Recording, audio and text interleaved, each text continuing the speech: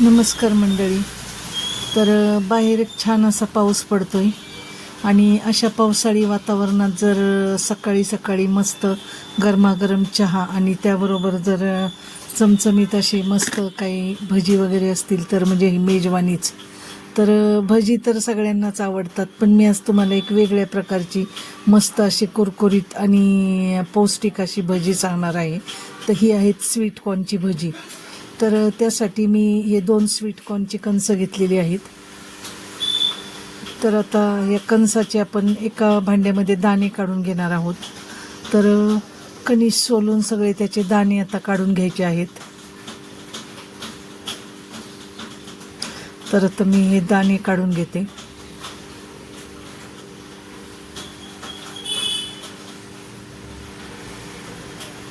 कणसाचे दाणे काढून आपल्याला ते नंतर मिक्सरमध्ये हलकेसे असे फिरवून घ्यायचे आहेत, म्हणजे ते कणसाचे दाणे तेलात वगैरे उडत नाहीत. तर हे असे दाणे काढून घेतले. तर आता मिक्सरच्या भांड्यात घालून अगदी एका दाण्याचे 2 ते 3 तुकडे होतील इतपत आता आपल्याला फिरवून घ्यायचं आहे ते. तर आता मी हे फिरवून घेते मिक्सरवर. तर या प्रकारे असं मी हे जाडसर असं वाटून घेतलेलं आहे. तर आता या मिश्रणात आपल्याला हिरवी मिरची आणि लसूण वाटून घालायचं आहे. तर याने खूप सुंदर अशी चव येते. तर आता मी हिरवी मिरची आणि लसूण वाटून घेते. तोपर्यंत ही गार्डनमधली फुलं पहा तुम्ही, किती सुंदर फुलं आलेली आहेत. गुलाब, मोगरा. सकाळी सकाळी एकदम प्रसन्न वाटतं या फुलांच्याकडे पाहिले की. तर आता वाटून झालेलं आहे आणि एक मोठा बटाटा घेऊन मी त्याची अशी सालं काढलीत. तर तो बटाटा पण आता आपल्याला अशा बारीक पीसमध्ये कट करून घ्यायचा आहे. तर या बटाटा आणि कॉर्न मिक्स केल्यामुळं खूपच सुंदर अशी चव येते भाज्यांना. तर आता यात भरपूर अशी कोथिंबीर आपण घातलेली आहे या मिश्रणात. चिरलेला बटाटा, साल काढून बारीक तुकडे करून बटाटा, कोथिंबीर. आता यात चवीनुसार मीठ घालायचं आहे.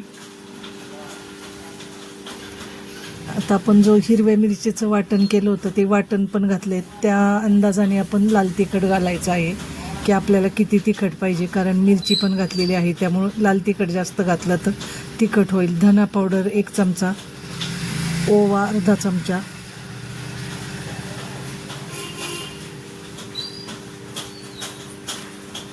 हळद घालायची आहे आणि हे सगळं मिक्स करून घ्यायचं आहे.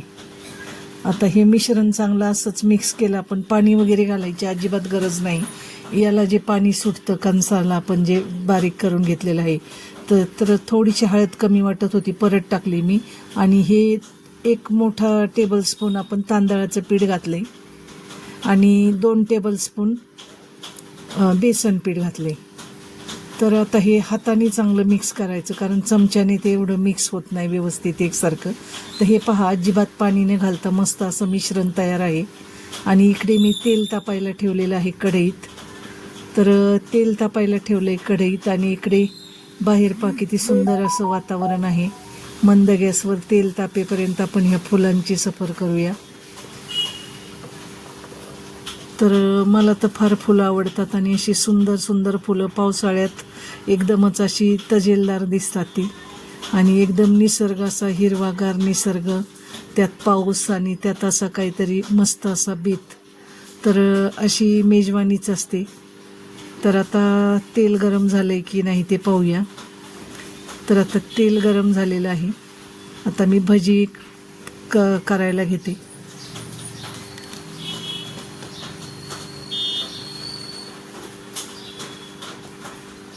तर हे पाहता, तर ही भजी आपण नेहमी भजी करतो तशी मोठी न करता अगदी छोटी छोटी आकाराची भजी करायची, त्यामुळे ती एकदम मस्त कुरकुरीत अशी होतात. आणि आता वाटाणे आपण जे स्वीट कॉर्न आहेत, तर ते स्वीट कॉर्न आपण थोडेसे बारीक करून घेतल्यामुळं ते असे उडत पण नाहीत आणि पसरत पण नाहीत.